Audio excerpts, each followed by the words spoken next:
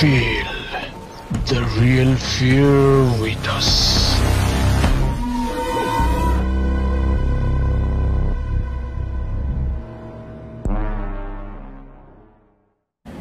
প্রিয় লিসেনার্স, আসসালামু আলাইকুম। Feel the real fear with আস।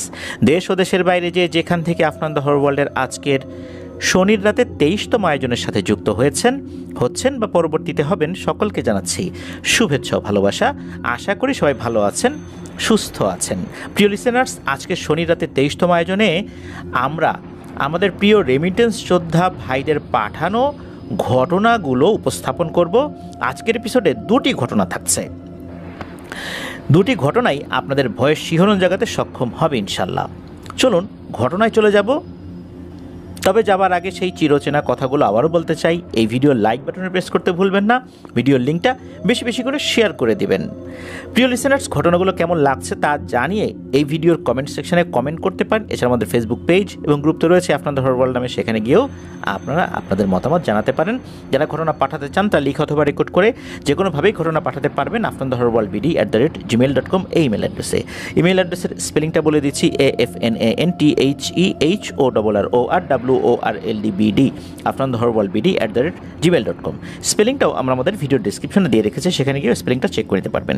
প্রিয় লিসেনার্স, আলহামদুলিল্লাহ সুম্মা আলহামদুলিল্লাহ, আপনাদের কাছেও অশেষ কৃতজ্ঞতা। আফনান দ্য হরর ওয়ার্ল্ড হাঁটি হাঁটি পা পা করে 4 লক্ষ সাবস্ক্রাইবার্সের একটি প্ল্যাটফর্ম হিসাবে যাত্রা শুরু করেছে। হাঁটি হাঁটি পা পা করে খুব অল্প কিছু সাবস্ক্রাইবার্সদের নিয়ে আমরা যাত্রা শুরু করেছিলাম, সেটা এখন 4 লক্ষ সাবস্ক্রাইবার্স হিসাবে নতুন করে আবার যাত্রা শুরু করেছে। খুব তাড়াতাড়ি ইনশাল্লাহ আমরা 500K-তে চলে যাব। এরপর ইনশাল্লাহ আমরা 1 মিলিয়ন সেলিব্রেশন করব। আর অনেকেই বলেছেন 400K উপলক্ষে কোনো স্পেশাল এপিসোড হবে কি না। আমরা বলেছিলাম শুরু থেকেই যে 400K উপলক্ষে আমরা কোনো স্পেশাল এপিসোড করব না, আমরা 500,000 অর্থাৎ 500K উপলক্ষে একটি স্পেশাল এপিসোড করব। একটি বা একাধিক, এটা কিভাবে আমরা ঘটনা পাচ্ছি, কোন ধরনের ঘটনা পাচ্ছি সেটার উপর নির্ভর করবে। তবে 400K উপলক্ষে আমরা এই মুহূর্তে কোনো স্পেশাল এপিসোড করতে পারছি না বলে আন্তরিকভাবে দুঃখিত। আশা করছি লিসেনাররা বিষয়টা ক্ষমা সুন্দর দৃষ্টিতে নেবেন। প্রিয় লিসেনার্স, আজকের এই এপিসোডের প্রথম যে ঘটনাটি আপনাদের সাথে শেয়ার করব, এই ঘটনাটি আমাদেরকে যিনি পাঠিয়েছেন উনি একজন ইলেকট্রিক্যাল ইঞ্জিনিয়ার।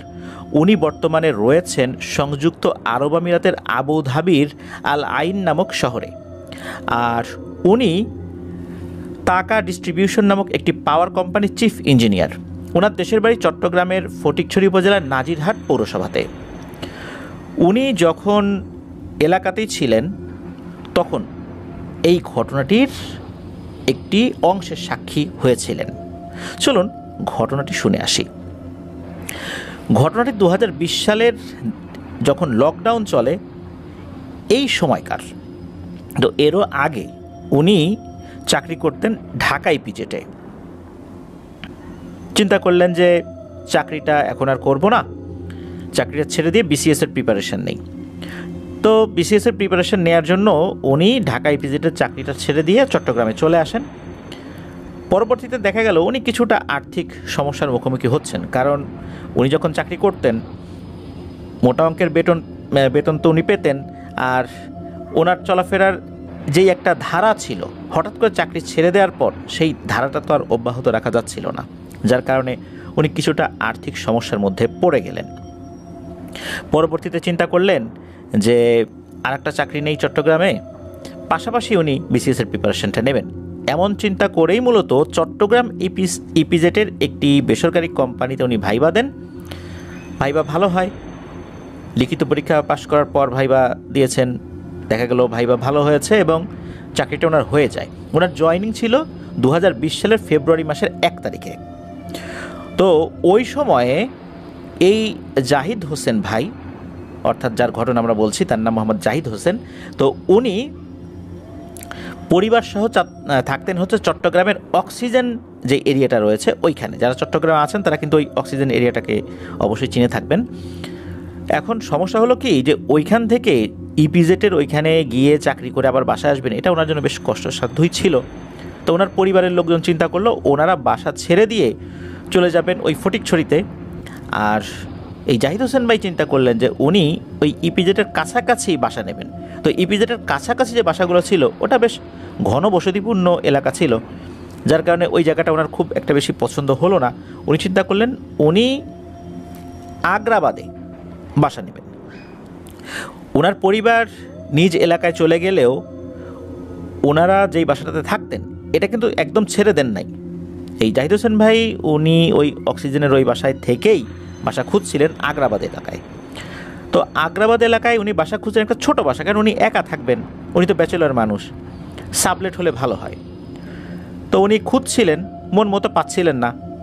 এরপর উনি অনলাইনেও খোঁজাখুঁজি করেন, অনলাইনে বাসা খুঁজে দেওয়ার বিভিন্ন পেজ রয়েছে। তো এটাতে উনি খুঁজতে খুঁজতে একটা পর্যায়ে একটা বাসা পেয়ে যান। তো উনি ওখানে থাকা নাম্বারে ফোন করেন, এক ভদ্রলোক ধরেন। তো ওনার সাথে কথাবার্তা যখন হয় তখন ওই বাসাটা দেখতে আসতে বলেন। তো উনি সন্ধ্যার দিকে ওখানে এসেছেন। দেখা গেল যে ওই বাসাটা বেশ বড়, ওখানে হাজব্যান্ড ওয়াইফ থাকেন।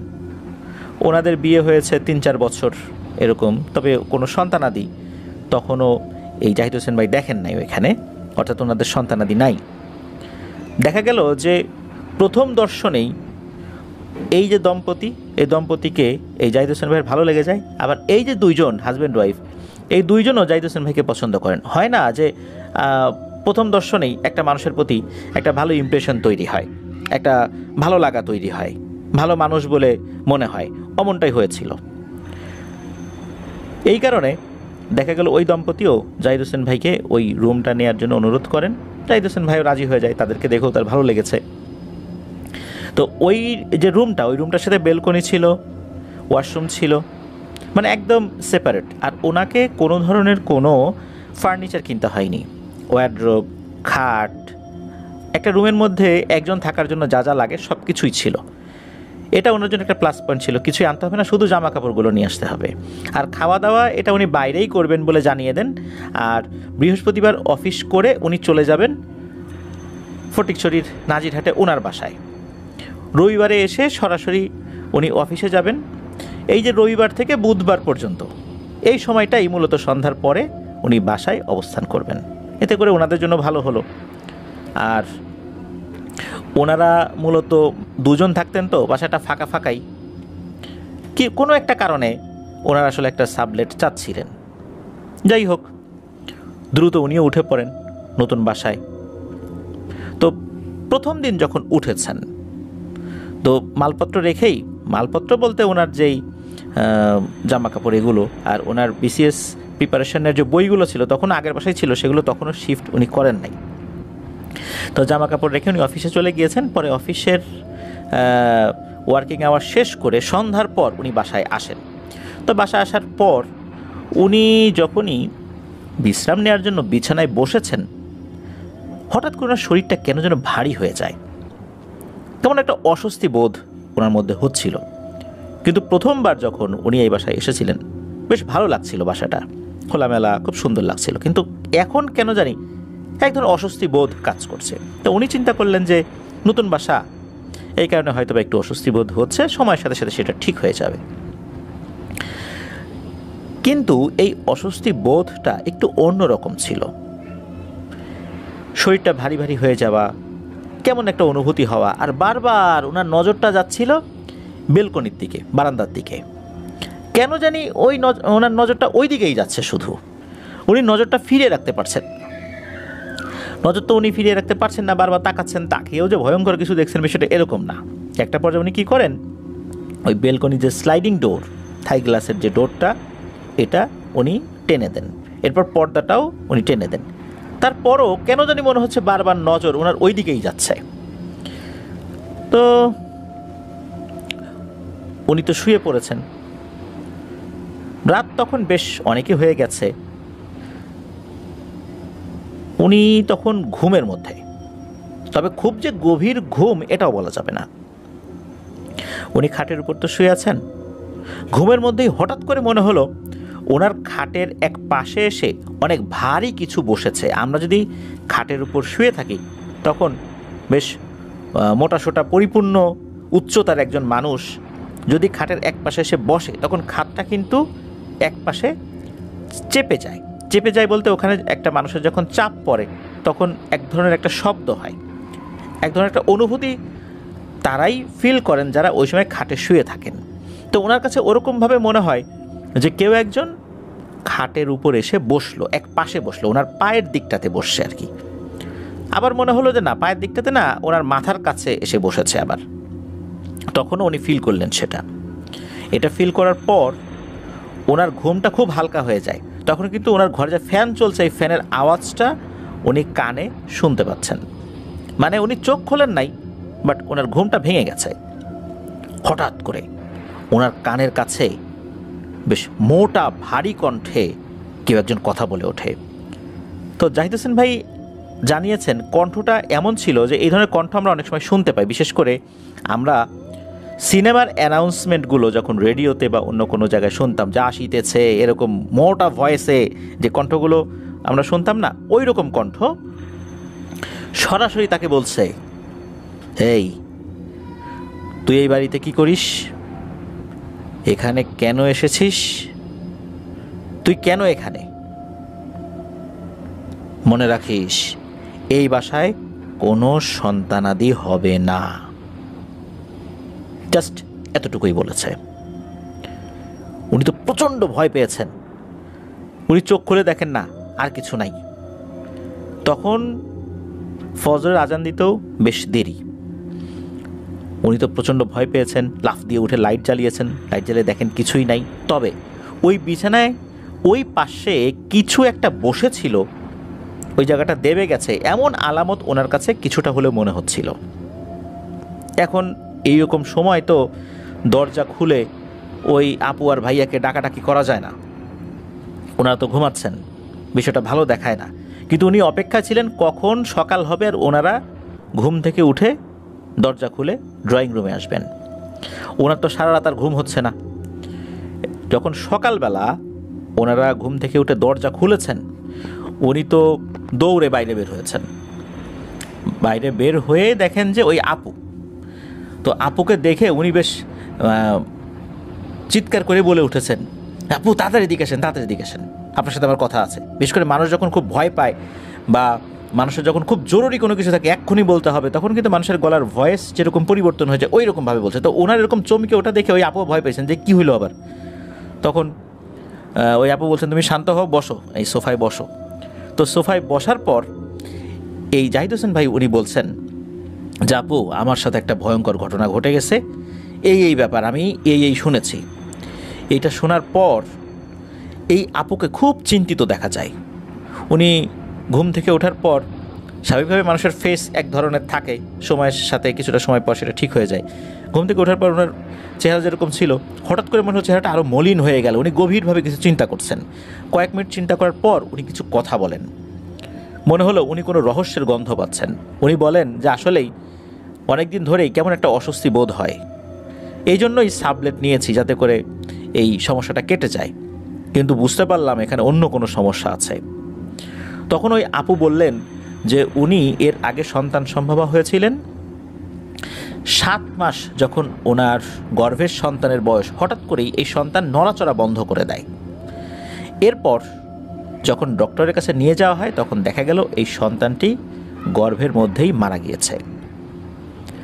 তো এরকম সমস্যার কথা উনি বলেন। এরপর ওই আপু বলেন যে ভাই তুমি অফিসে যাও, তোমার ভাইও অফিসে যাক, সন্ধ্যার পর তোমার ভাই এই বিষয়ে বিস্তারিত তোমাকে বলবে। তো উনি তখন মোটামুটি তাড়াতাড়ি ফ্রেশ হয়ে চলে যান, কারণ হচ্ছে 7টার সময় ওনার অফিসের একটা স্টাফ বাস একটা নির্দিষ্ট জায়গায় আসে, এই জন্য তাড়াতাড়ি ওনাকেও বের হয়ে যেতে হবে। ওই সময় তো আর কথা বলার সুযোগও ছিল না, এই জন্য উনি দ্রুত চলে যান। তো ওনার স্বামী যখন আসার পর সন্ধ্যার দিকে আসে, উনিও চলে আসছেন। তো ওই ভাইয়াই এই জাহিদ হোসেন ভাইকে ডাক দেয়। তখন ওই আপুও ছিল পাশে। তখন দুজন মিলে এই বিষয়গুলো আবারও বলেন যে এই ব্যাপার। তখন বিষয়টা তো খুব চিন্তার বিষয়। মূলত মঙ্গলবারে উনি বাসায় উঠেছেন, মঙ্গলবার রাতের বেলা স্বপ্ন দেখেছেন, বুধবার এই স্বপ্নের কথা বর্ণনা করেছেন। অর্থাৎ বৃহস্পতিবার উনি অফিস করে বাসায় চলে যাবেন। তো উনি বাসায় যখন গিয়েছেন, ওনার মা বাবার সাথে বিষয়টা শেয়ার করেন। এই জাহিদ হোসেন ভাই ওনার মা বাবার সাথে যখন বিষয়টা শেয়ার করেছেন, ওনার মা বাবা বলে যে, বাবারে তুই আর ওই বাসায় যাস না, তোর একটা সমস্যা হয়ে যাবে, নিশ্চয়ই এখানে অনেক ভয়ঙ্কর কিছু আছে, তোর একটা বিপদ হবে, তুই যেহেতু এরকমটা দেখছিস, সুতরাং তুই ওই বাসায় যাবি না। এখন কি করবেন উনি? মা বাবা বলতেছেন। বাসায় থেকেই তখন ওনার বিভিন্ন বন্ধু বান্ধবদেরকে ফোন দিচ্ছেন যে আশেপাশে কোনো, তো ওরকমভাবে যখন কিছু পাওয়া যাচ্ছিল না, একটা পর্যায়ে এসে উনি সিদ্ধান্ত নেন যে না, উনি বাসা পরিবর্তন করবেন না।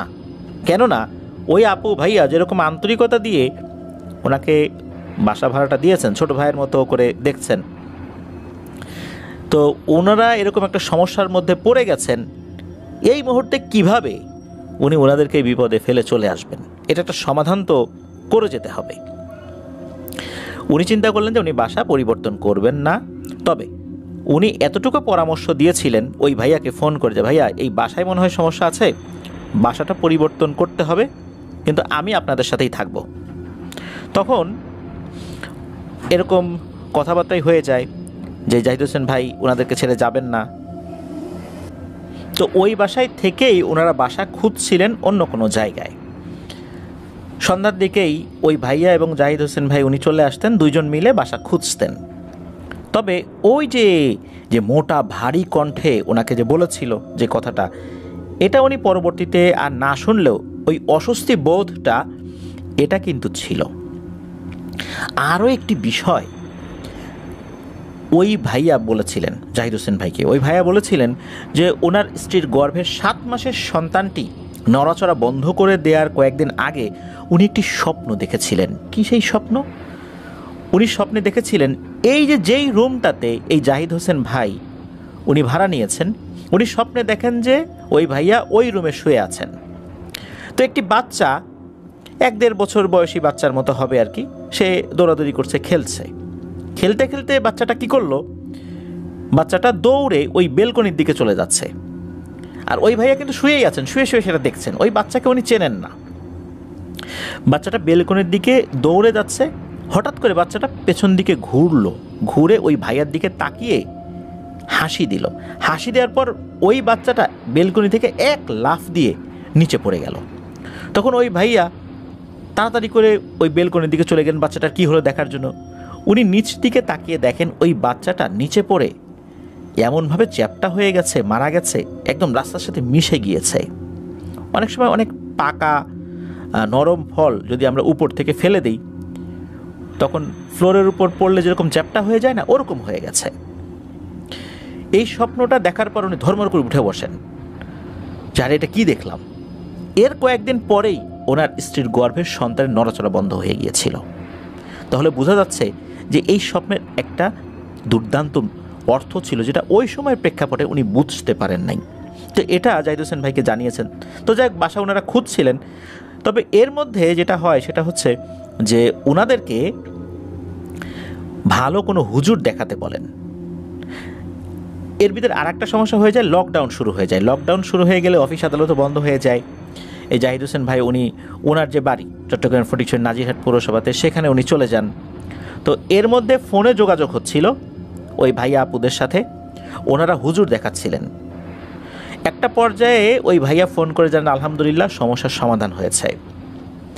মূলত ওই ভাইয়া জানান যে এই ভাইয়া এবং আপুর উপরে ভয়ঙ্কর এক জিন চালান করে দেওয়া হয়েছে, বিশেষ করে এই আপুর উপরে এর প্রভাবটা খুব বেশি। আর এই জিনটা শুধু একটা কাজই করবে, কোনো সন্তানাদি হতে দেবে না।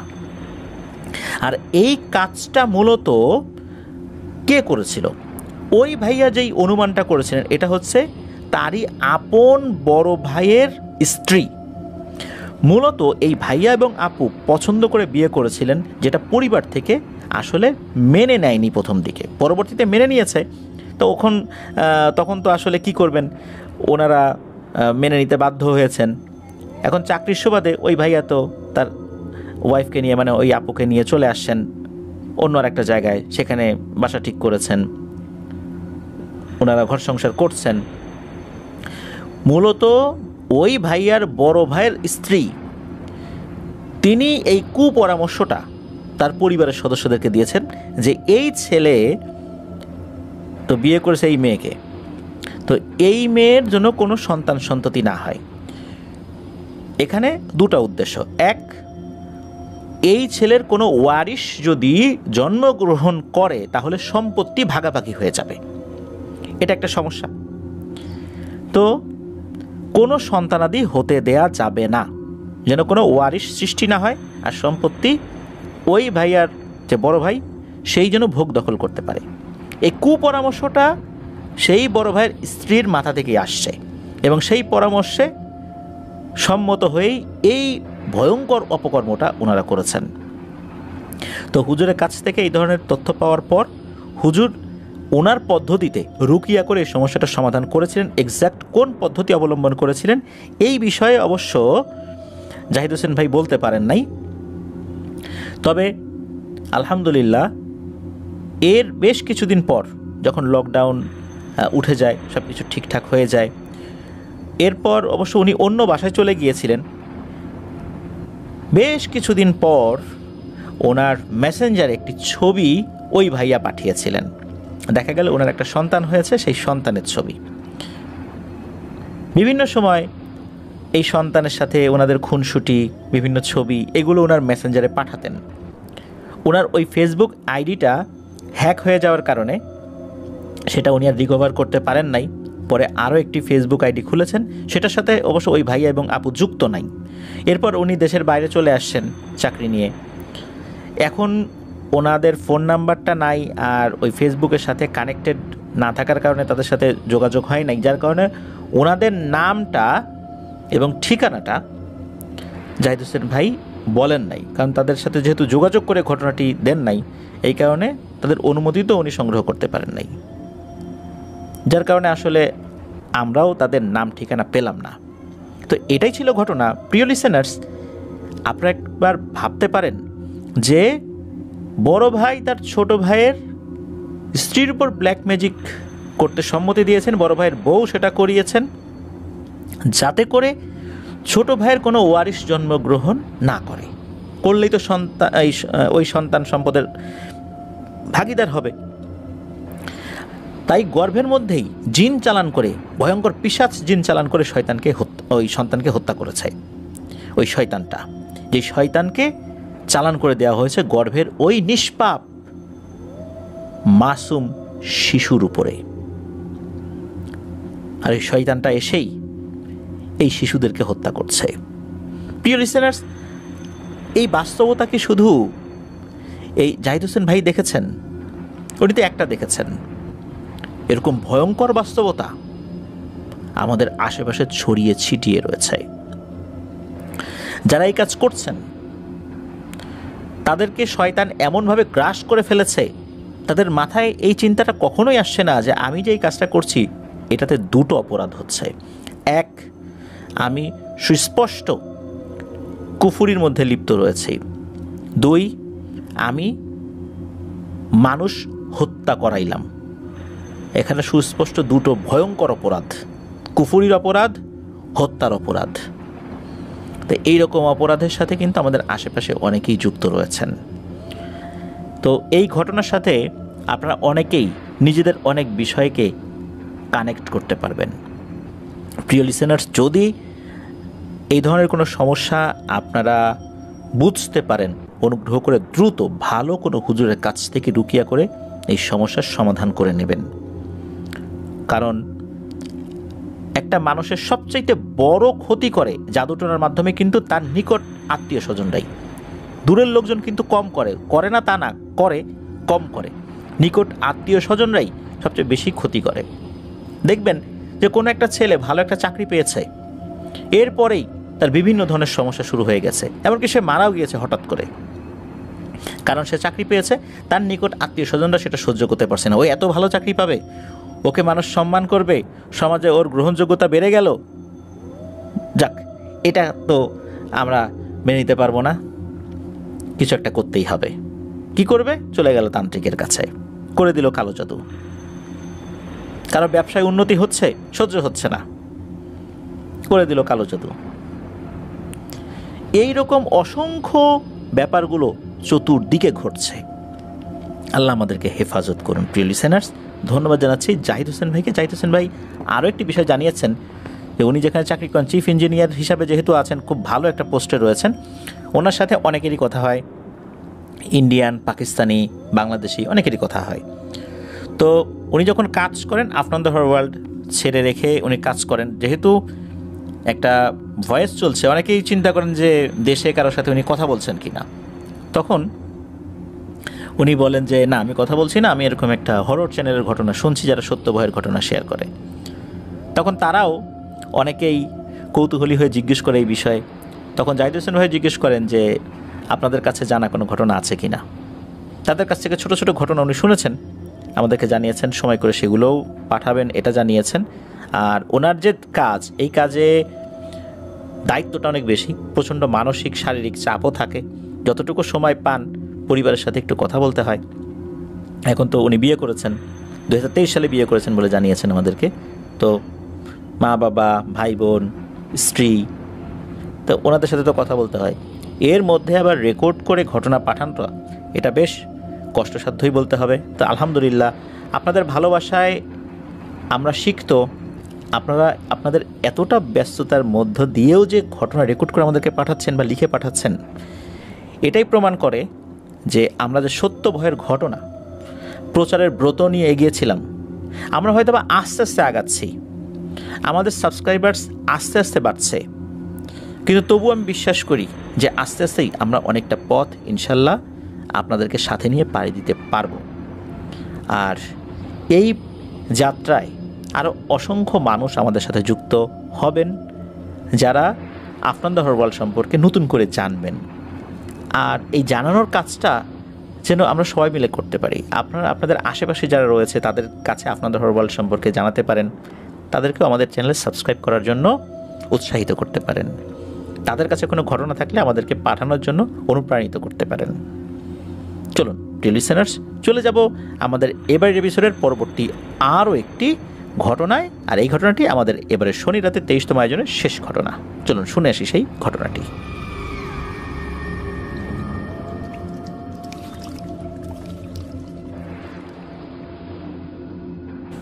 চলে এলাম প্রিয় লিসেনার্স আমাদের এবারের শনি রাতে 23তম আয়োজনের শেষ ঘটনায়। এখন যে ঘটনাটি আপনাদের সাথে শেয়ার করবে, এই ঘটনাটি বেশ মর্মান্তিক।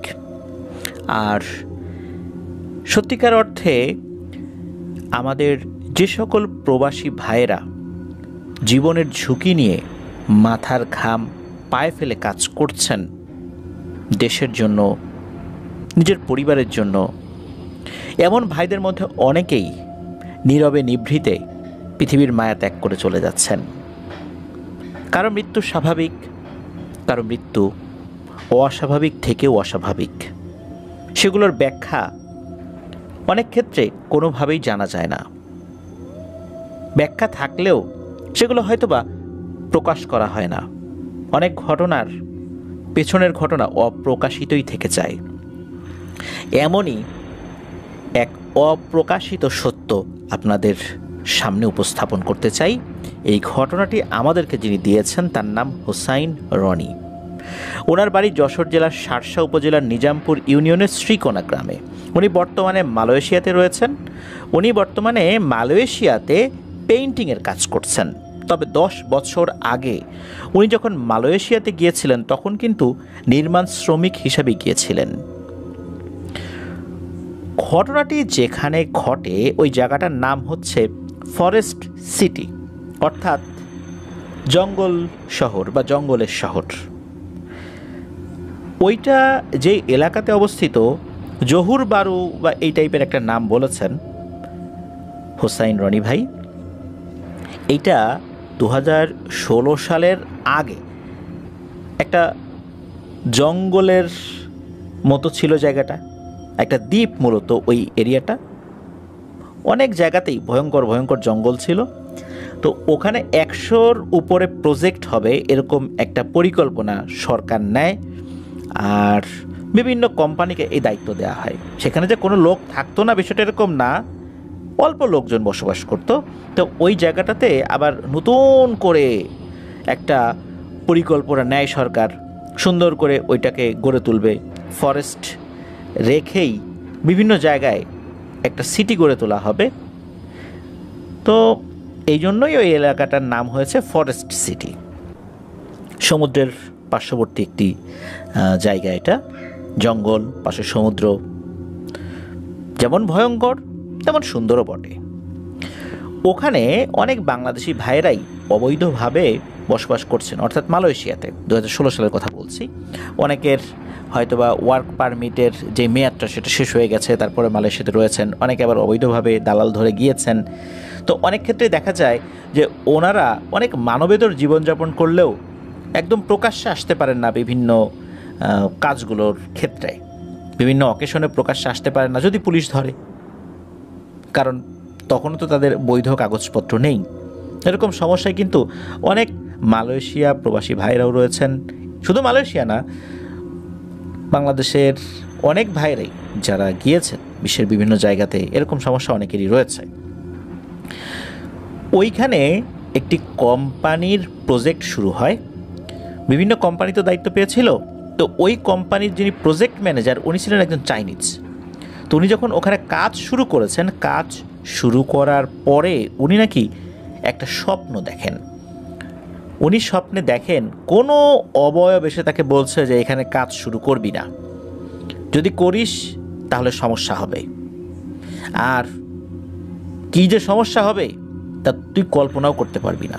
তখন নাকি স্বপ্নের মধ্যেই ওই প্রজেক্ট ম্যানেজার উনি সেই অবয়বকে জানান যে এখানে আমার কী দোষ, আমি তো চাকরি করি, আমাকে নিয়ে আসছে এই প্রজেক্টটা ঠিক সময় শেষ করার জন্য। তো এটা তো কোম্পানির কাজ যে তারা এখানে কাজ করবে কি করবে না, এটা তাদের সিদ্ধান্ত। আমার তো এখানে কিছু করণীয় নাই, আমার দায়িত্ব দেওয়া হয়েছে, আমি সেটা করব, এটা আমি থামাতে পারবো না। তখন নাকি স্বপ্নের মধ্যে বলা হয় যে তুই কাজ করতে পারবি 3টা শর্তে। এই 3টা শর্তের যে কোনো একটা শর্ত মেনে নিলেই তোকে কাজ করতে দেয়া হবে, তা না হলে ভয়ঙ্কর পরিণতি ভোগ করতে হবে তোকে। প্রথম শর্ত, তোর ছেলেকে নিয়ে যাব আমরা। এটা তো ম্যানেজার রাজি হয় না, কেউ তো তার সন্তানকে দিতে চাইবে না, এটাই স্বাভাবিক। যদি এটা না মেনে নেওয়া হয় তাহলে অন্য একটা শর্ত, 3 জন শ্রমিককে বলি দিতে হবে। এটা ম্যানেজার মেনে নেয় না। এরপর নাকি বলা হয় 4 থেকে 5 হাজার শ্রমিককে খাওয়াতে হবে, একসাথে এক বসায় খাওয়াতে হবে। তো ম্যানেজার এটাও বলে এটাও অসম্ভব। কেন অসম্ভব? কারণ ওই জায়গাতে 4-5 হাজার শ্রমিক একসাথে পাওয়া সম্ভব নয়। এটা ওই জায়গার প্রেক্ষাপটে সেটা অসম্ভব ছিল। এখন ম্যানেজার কি আসলেই 3টা শর্ত রিজেক্ট করেছিল নাকি কোনো একটা মেনে নিয়েছিল? নিজের সন্তানকে তো দিতে চাইল না। 4-5 হাজার শ্রমিককে এক জায়গা করাটাও এটা টাফ ছিল, কারণ কোম্পানির নীতিগত সিদ্ধান্ত ছাড়া এই রকমের একটা কাজ করাটা অসম্ভব ছিল। কারণ ওই জায়গায় বিশেষ করে ওই দ্বীপে আসতে হলে জাহাজে করে শ্রমিক নিয়ে আসতে হবে। তাহলে এত শ্রমিক জাহাজে করে নিয়ে আসবে, সরকার কি সেটা অ্যালাউ করবে? নিশ্চয়ই করবে না। সরকার কেনই বা 4-5 হাজার শ্রমিককে ওখানে যেতে দেবে ঘুরতে? নিশ্চয়ই না। তো এটাও কিন্তু আসলে চোখে পড়ার মতো। তাহলে নীরবে নিভৃতে কোনটা করা যায়? নিশ্চয়ই 3 জন শ্রমিককে বলি দেয়া। ম্যানেজার কি এটাই মেনে নিয়েছিলেন? চলুন সামনে এগিয়ে যাই, আসলে কি হয়েছিল সেখানে। কাজ শুরু হয়ে যায়। 3 শিফটে কাজ হতো। 24 ঘন্টাকে 3 ভাগে ভাগ করে 8 ঘন্টা 8 ঘন্টা 8 ঘন্টা, 3 8 24, এইভাবে 3 শিফটে কাজ হতো। 24 ঘন্টা কাজ চলতো। কি রাত, কি দিন, কি দুপুর, কি সকাল, কি ভোরবেলা, কি মধ্যরাত, কন্টিনিউ কাজ চলছে। কাজ চলতে চলতে যখন 30 তলা পর্যন্ত কমপ্লিট হয়ে যায়, ওটা ছিল 56 তলা বিশিষ্ট একটি বিল্ডিং, এরকম একটা প্রজেক্ট ছিল। 30 তলা হয়ে গেছে। ভারী মালামাল তোলার জন্য আবার শ্রমিকরা যেন দ্রুত উপরে উঠতে পারে এই জন্য কিন্তু আলাদা লিফট থাকতো, শ্রমিকদের তোলার জন্য আলাদা লিফট থাকে। তো 30 তলা যখন হয়ে যায় তখন শুরু হয়ে গেল সমস্যা। 30 তলা হইতে কিন্তু খুব বেশি দিন লাগে নাই, দ্রুত কাজ করেছে সবাই। 30 তলা হয়ে যাওয়ার পর যে শ্রমিকরা বিভিন্ন ফ্লোরে থাকতো ওইখানেই, তারা রাতের বেলা শুনতো তার ঠিক ইমিডিয়েট উপরের ফ্লোরে কে যেন দৌড়াদৌড়ি করছে। এত দৌড়াদৌড়ি করছে যে ঘুমাতে পারে না। এখন দেখা যাচ্ছে যে কাজ তো কন্টিনিউ হচ্ছেই, 24 ঘন্টায় কাজ হচ্ছে, হয়তোবা এ কারণেই কোনো একটা জায়গায় শব্দ হচ্ছে, কিন্তু না, তারা এমন এমন ফ্লোরে থাকতো যেই ফ্লোরে আসলে শব্দ হওয়ার কথা না। 30 তলার উপরে কাজ হবে, কিন্তু যারা একদম নিচের দিকে থাকে তাদের তো ইমিডিয়েট ছাদের উপরে কেউ ছিল না। তারা চিন্তা করলে এত রাত্রে দৌড়াদৌড়ি করে কেউ কেউ উপরে উঠে কিছুই দেখতে পেত না। এর মধ্যে ওখানে একটা আতঙ্ক ছড়িয়ে পড়ে শ্রমিকদের মধ্যে, সেটা হচ্ছে মাঝে মাঝে নাকি ওই প্রজেক্টের আশেপাশে বিল্ডিংয়ের কিনারে সাদা শাড়ি পরা কোনো একটা নারী অবয়বকে দৌড়াদৌড়ি করতে দেখতো, দৌড়ে ছাদ থেকে লাফ দিত, কিন্তু কোথায় যে পড়তো এটা কেউ দেখতো না। শ্রমিকদের মধ্যে একটা আতঙ্ক সৃষ্টি হয়ে যায়। এই আতঙ্কে অনেক শ্রমিক ভয়ে সেখান থেকে চলে যেতে থাকে।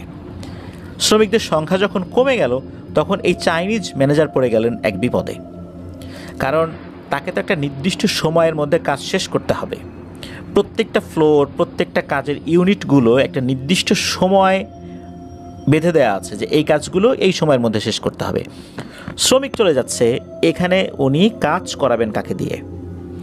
এই জন্য যেই শ্রমিকরা ছিল তাদের কাজের সময়টা বাড়িয়ে দেওয়া হয়।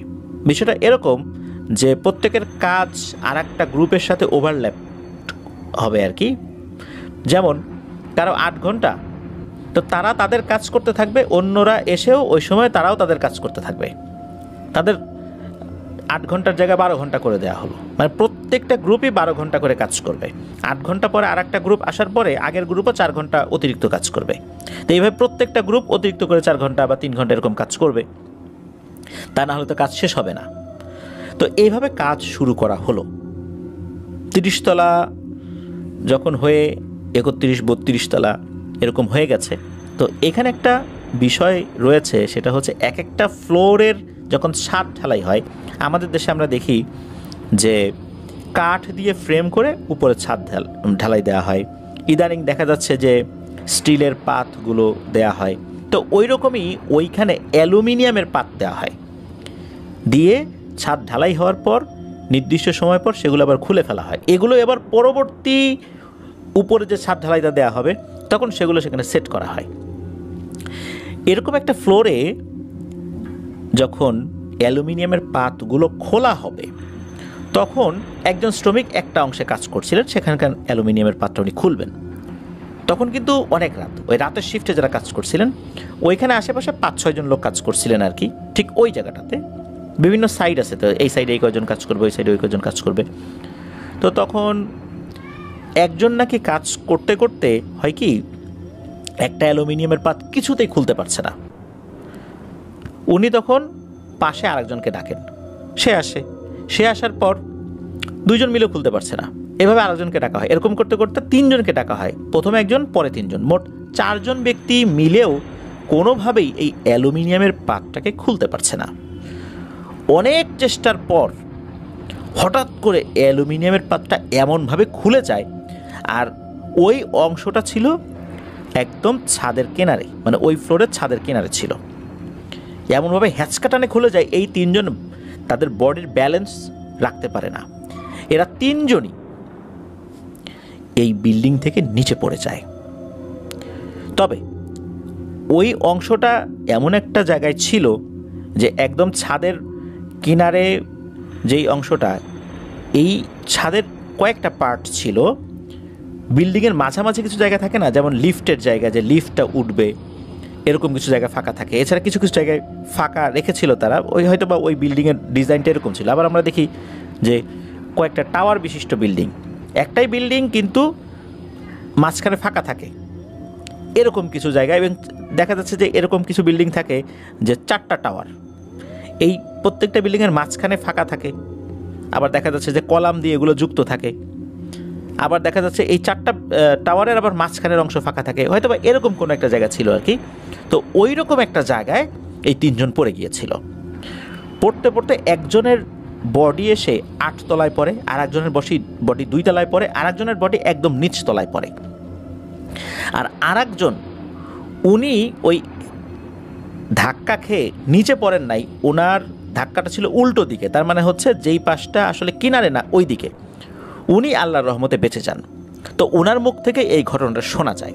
যখন তিনজন নিচে পড়ে যায় অনেক জোরে শব্দ হয়, তখন যারা ঘুমন্ত ছিল বা অন্যান্য সাইডে যারা কাজ করছিল এরাও দৌড়ে চলে আসে, চিৎকার চেঁচামেচি শুরু হয়ে যায়।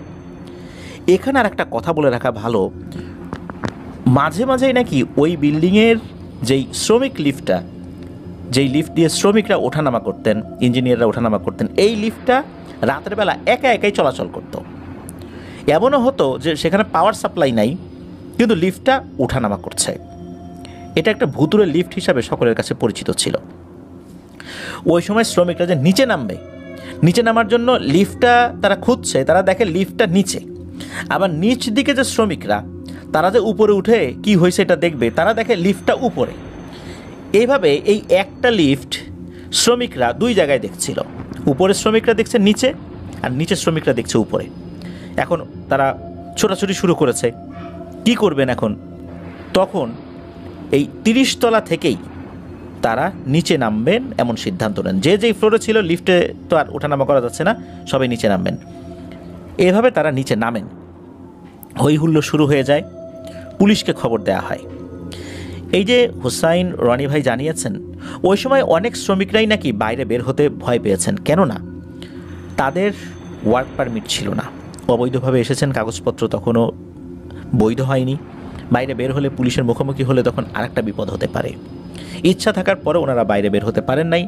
আর দুর্ভাগ্যজনক ব্যাপার হচ্ছে এই 3 জন শ্রমিক যারা পড়ে গিয়েছেন, পড়ে নির্মমভাবে নিহত হয়েছেন, এই 3 জনই বাংলাদেশি রেমিটেন্স যোদ্ধা ভাই।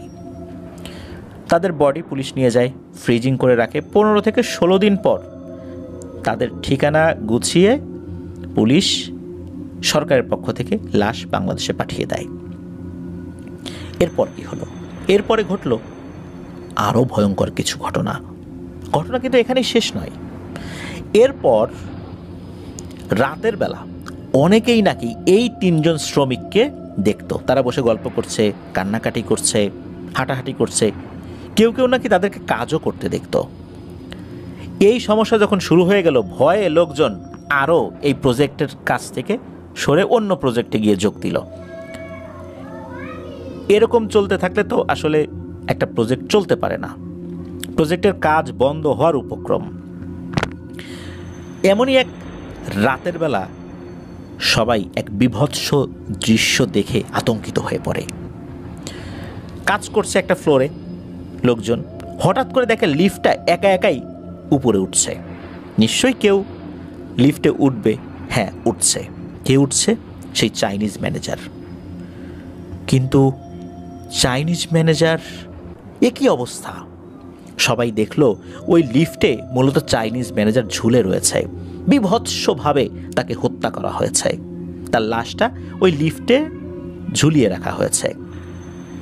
এটা দেখার সাথে সাথে সবাই তো চিৎকার চেঁচামেচি শুরু করে, পুলিশকে খবর দেয়, পুলিশ আসে, চাইনিজ ম্যানেজারের লাশ উদ্ধার করা হয়।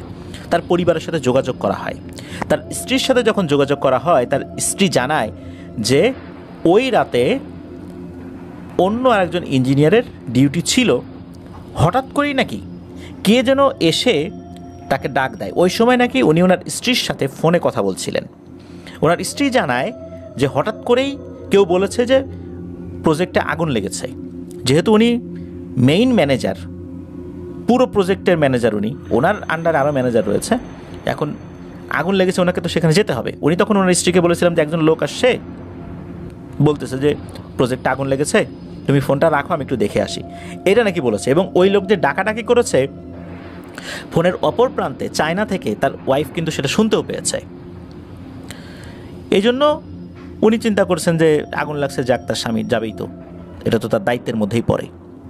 কিন্তু উনি কিভাবে মারা গেলেন, ওনাকে কে হত্যা করলো, ওনাকে হত্যা করে এই লিফটে কে ঝুলিয়ে দিল, এই বিষয়টা তখন এক রহস্য হিসাবে রয়ে যায়। যখন এই ঘটনাটা ঘটে তখন এই প্রজেক্টের কাজ বন্ধ হয়ে যায়, সব শ্রমিকরা এখান থেকে চলে যায়। এমনকি যে হোসাইন রনি ভাই, উনিও চলে গিয়েছিলেন। স্থানীয় এক হুজুরের মাধ্যমে এই তথ্যটা জানতে পারেন সকলে। এরপর আস্তে আস্তে এক মুখ দুই মুখ হতে হতে অনেকেই এই মূল বিষয়টা জানতে পারেন। হুজুর জানিয়েছিলেন কিভাবে ওনাকে স্বপ্ন দেখানো হয়েছিল, কি বলেছিল। মূলত এই চাইনিজ ম্যানেজার 3 জন শ্রমিককে বলি হিসাবে দিতে রাজি হয়েছিলেন। উনি নাকি জানতেন যে কোন অংশে এই 3 জন শ্রমিক দাঁড়াবে। মূলত ওই ইউনিটেই এই 3 জনকে কাজ দেয়া হয়, 3 জন ছাড়াও আরও কয়েকজনকে কাজ দেয়া হয়। কিভাবে ওরা মারা যাবে, কিভাবে ওদেরকে দুর্ঘটনায় ফেলে হত্যা করা হবে, এই দায়িত্বটা নাকি ওই জিনদের ছিল। ওরা এভাবেই ওই অ্যালুমিনিয়ামের পাতটাকে এমনভাবে আটকে রেখেছিল এবং যখনই খুলে যায় তখনই যে হ্যাচকা টানটা অনুভূত হয় তখন এই 3 জনকে এক সাইড থেকে ধাক্কা দিয়ে ফেলে দেয়। এভাবেই এই 3 জন নিহত হয়। নিহত বলাটা ভুল হবে, হত্যাকাণ্ডের শিকার হয়। এরা মারা যাওয়ার পর কিছু ভালো জিন তারা ক্ষুব্ধ হয়ে মূলত এই চাইনিজ ম্যানেজারকে হত্যা করেছিল। এটাই সেই হুজুর বলেছিলেন। প্রায় 3 মাস এই প্রজেক্টের কাজ বন্ধ ছিল। এরপর পুনরায় ওই প্রজেক্টের কাজ শুরু হয় এবং কাজ শেষও হয়। এই ঘটনার পর এই হোসাইন রনি ভাই উনি চিন্তা করেন যে উনি আর কনস্ট্রাকশন রিলেটেড কাজ করবেন না। এরপর থেকে উনি পেইন্টিংয়ের কাজে নিজেকে মনোনিবেশ করানোর চেষ্টা করেন। এখন পর্যন্ত উনি পেইন্টিংয়ের কাজই করছেন মালয়েশিয়াতে। প্রিয় লিসেনার্স, একবার ভাবুন 30 তলা থেকে কিভাবে তারা নিচে পড়ে গেলেন। পরিবারের মুখে হাসি ফোটানোর জন্যই তো কঠিন এই কাজটি ওনারা করছিলেন। ওনারা কি জানতেন মৃত্যুর আগে যে ওনারা কি ভয়ঙ্কর এক চক্রান্তের শিকার হচ্ছেন?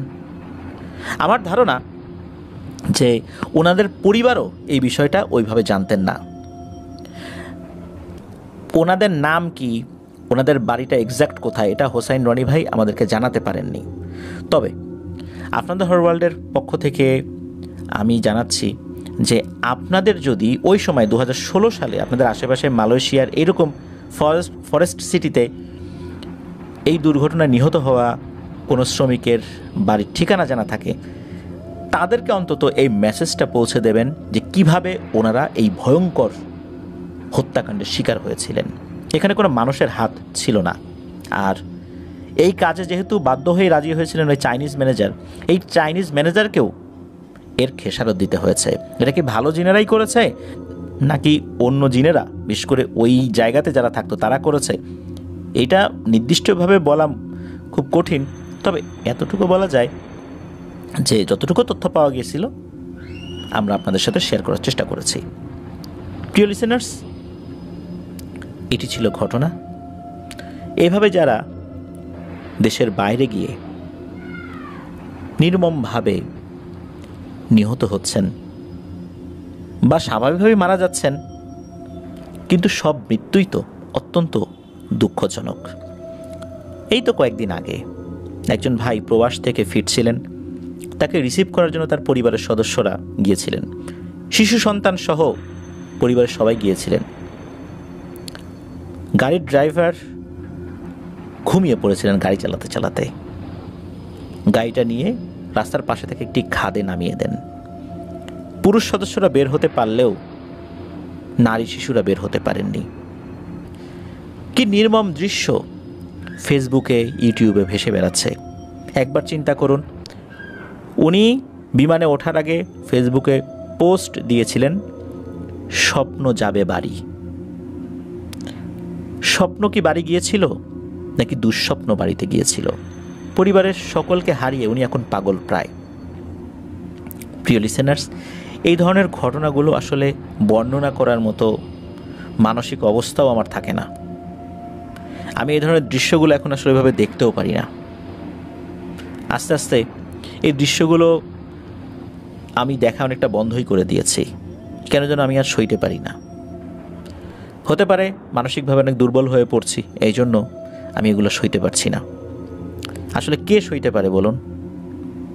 একটা মানুষ সারাটা জীবন প্রবাসে থেকে কার জন্য কষ্ট করে? পরিবারের জন্যই তো। সেই পরিবারের সদস্যদের হাসি মুখ এয়ারপোর্টে দেখলেন, হাসি মুখে এয়ারপোর্ট থেকে মাইক্রোবাস নিয়ে বাইরে বের হলেন, পথিমধ্যে সবার হাসি থেমে গেল। এই শোক কোনো মানুষ কি সইতে পারে? আল্লাহ তাআলা তার ধৈর্য শক্তিকে বৃদ্ধি করে দিন, আর এই ধরনের ঘটনা আর কারোর সাথে যেন না ঘটে। প্রিয় লিসেনার্স, আজকের এপিসোড এ পর্যন্তই। ভালো থাকবেন, সুস্থ থাকবেন, আমার জন্য দোয়া করবেন, আমার পরিবারের জন্য দোয়া করবেন, আপনাদের জন্য দোয়া রইল, আপনাদের পরিবারের প্রত্যেকের জন্য দোয়া রইল। মহান আল্লাহ সুবহানাহু ওয়া তাআলা আমাদেরকে ভালো রাখুন, সুস্থ রাখুন, নিরাপদে রাখুন, আফনান দ্য ওয়ার্ল্ডের সাথে রাখুন। আসসালামু আলাইকুম।